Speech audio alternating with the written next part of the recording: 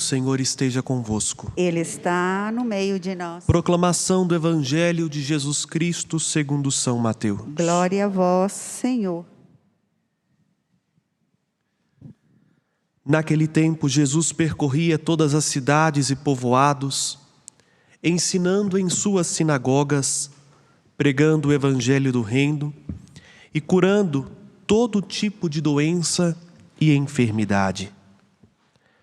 Vendo Jesus as multidões, compadeceu-se delas, porque estavam cansadas e abatidas como ovelhas que não têm pastor.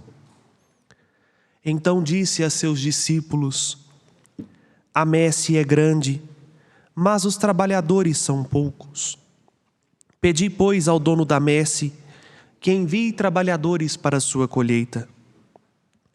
E chamando os 12 discípulos, deu-lhes poder para expulsarem todos os espíritos maus e para curarem todo tipo de doença e enfermidade. Enviou-os com as seguintes recomendações: ide antes as ovelhas perdidas da casa de Israel.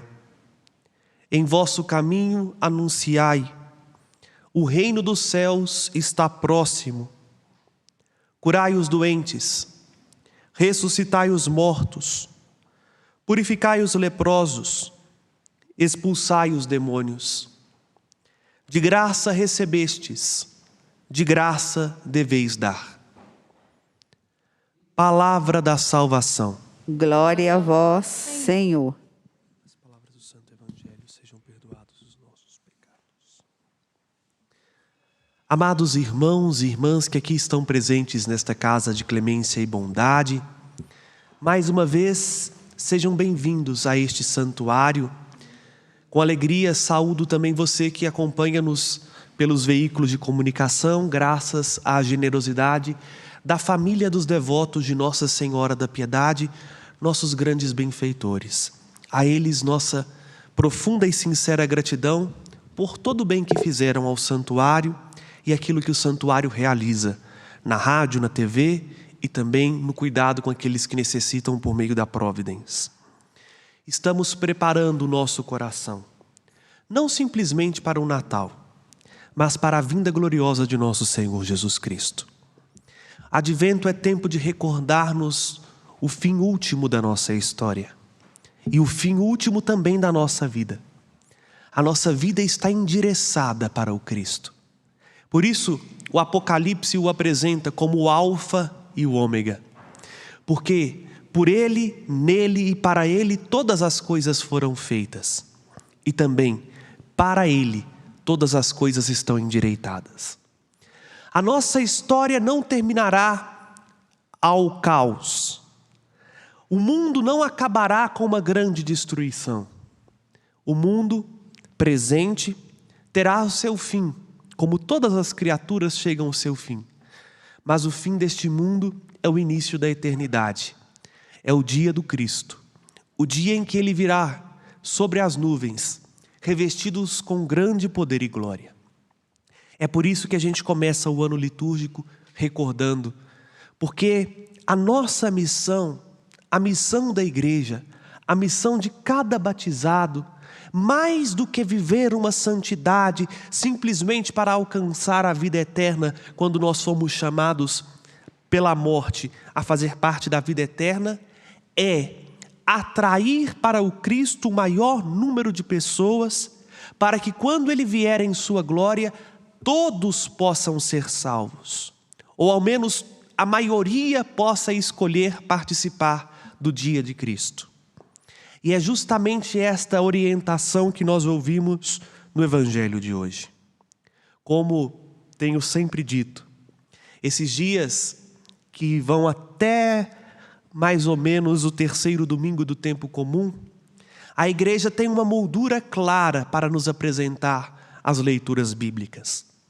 E esta moldura orienta-nos para perceber o que é o essencial no meio do quadro, vamos dizer assim, né? Todo mundo tem um porta-retrato em casa, não tem? Ou tem um quadro pendurado na parede.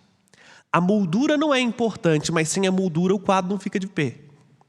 Então a moldura que nós lemos os textos bíblicos e a liturgia da primeira à terceira semana do tempo do Advento é justamente o que nós chamamos na teologia de parousia, o dia do Cristo, o dia em que nós professamos no credo, onde Ele há de vir em sua glória para julgar os vivos e os mortos.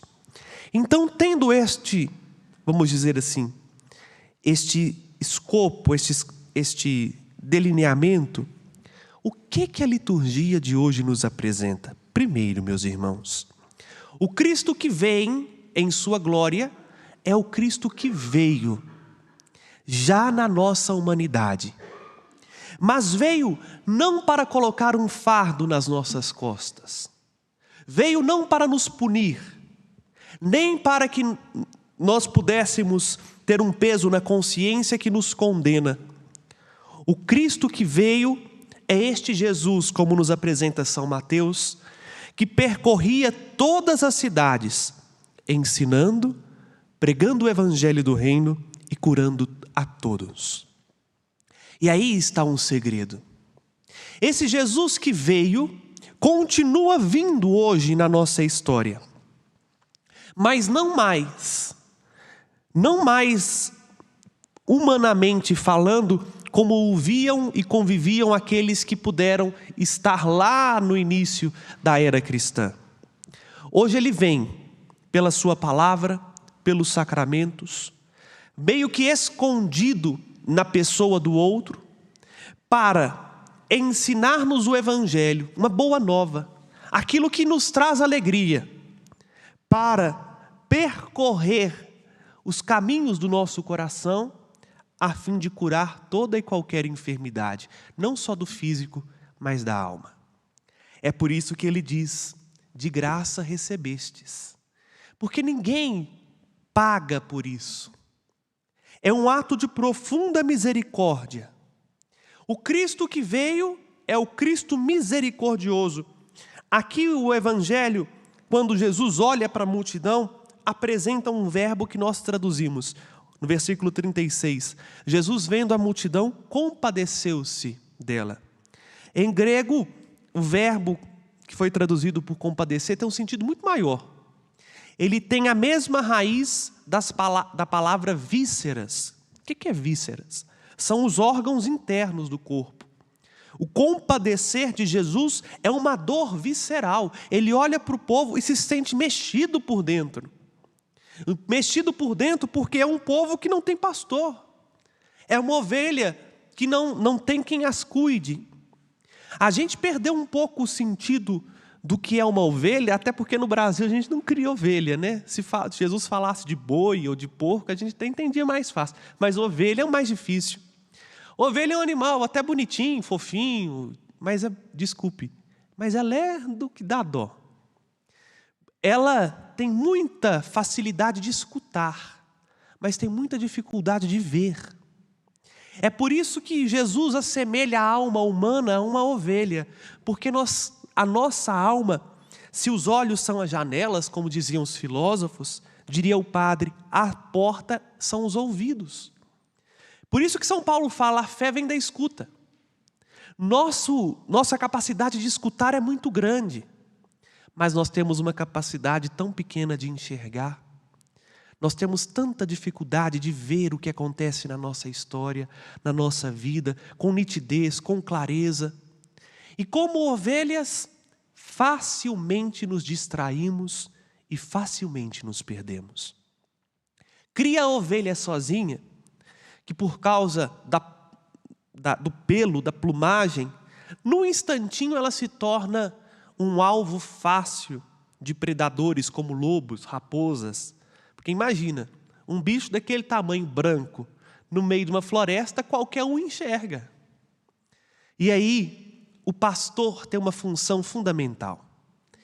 Ele, mais do que agrupar a ovelha, porque a ovelha junta uma da outra, ela não se perde facilmente, mas o pastor é aquele que protege e que cuida a ovelha.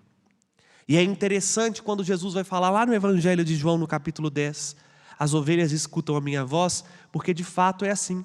As ovelhas, porque escutam muito bem, sabem qual é o pastor dela. Quem cuida da ovelha, ela conhece pela voz.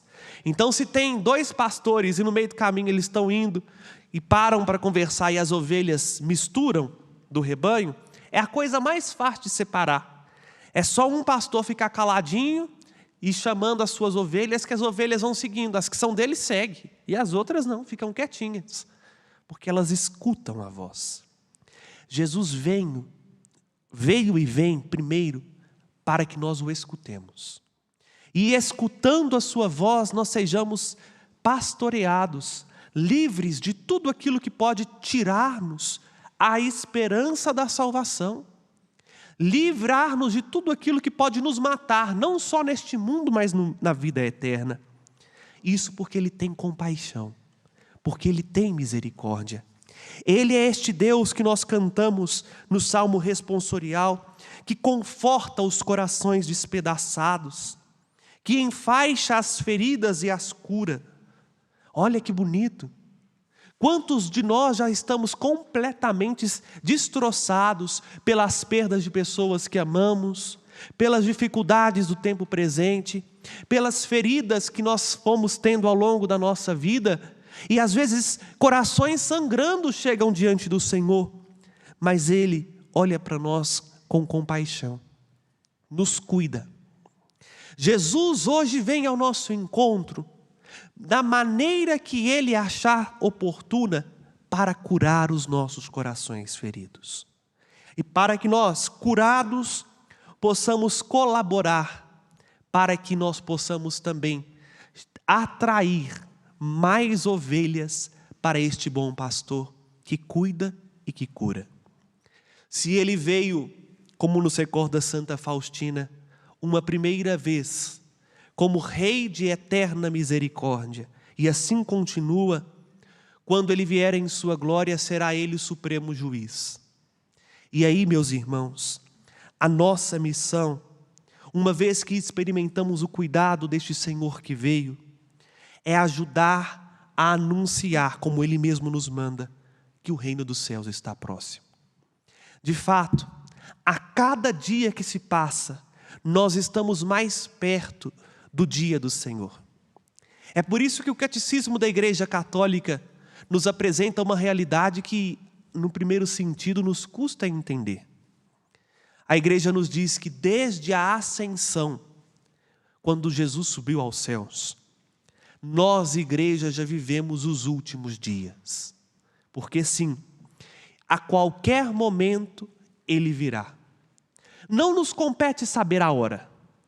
Não nos compete saber o dia. A nossa missão é uma só: ir ante as ovelhas perdidas para anunciar que o reino de Deus está próximo.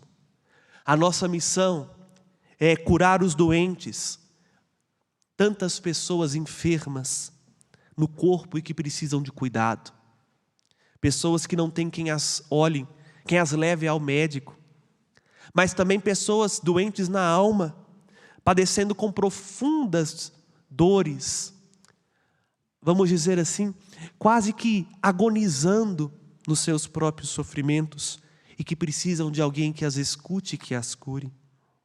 Jesus nos manda ir ressuscitar os mortos. Quantas pessoas estão mortas para Deus numa vida de pecado e que já não têm mais consciência de que estão como que zumbis, mortos vivos, vivem neste mundo, mas estão completamente mortos, não têm esperança, não têm Deus, estão reféns dos seus próprios desejos, estão reféns dos seus próprios caprichos. Purificar os leprosos, isto também pode ser traduzido para nós, ou melhor, parafraseado para nós, como purificar aqueles que até já estão vivos, mas vez ou outro se mancham. Expulsar os demônios, e tantos demônios que nos rondam e que nos tentam. E por que isso? Porque nós já recebemos a vida e a recebemos de graça. Agora, a nossa missão de preparar um caminho para o Senhor é fazer com que este reino, que será definitivamente implantado no dia em que Ele vier em glória, possa ser anunciado, acolhido e esperado. De graça recebemos, de graça devemos dar. Aí, meus irmãos, é a nossa missão. Não reter para nós esta força tão magnífica do reino de Deus. Pelo contrário, porque fomos curados e porque encontramos misericórdia, com a mesma gratuidade com que recebemos, com a mesma espontaneidade com a qual fomos acolhidos, também nós tenhamos a coragem de ser sinais visíveis desse Cristo que virá, para que muita gente experimente a força do seu amor, entenda esta compaixão visceral de Deus que cura os nossos corações. E assim nós possamos preparar um povo bem disposto, que o aguarda, que o ama e que participará do triunfo daqueles que no tempo presente souberam esperar a vida futura. Que o Senhor cure as nossas feridas, que o Senhor venha de encontro às nossas fraquezas e nos ajude a compadecermos também dos nossos irmãos e irmãs, para que todos nós, pela sua misericórdia, possamos não só dizer Maranatá, vem Senhor Jesus, mas possamos participar da plenitude da sua vida, para que, experimentando já o seu amor, possamos colher o fruto do amor, a vida eterna, a vida de ressuscitados, quando o ressuscitado vier novamente a este mundo. Louvado seja nosso Senhor Jesus Cristo. Para sempre seja louvado. Por isso, com confiança, fiquemos de pé e apresentemos ao Senhor nosso Deus as nossas preces. A cada prece responderemos: Senhor,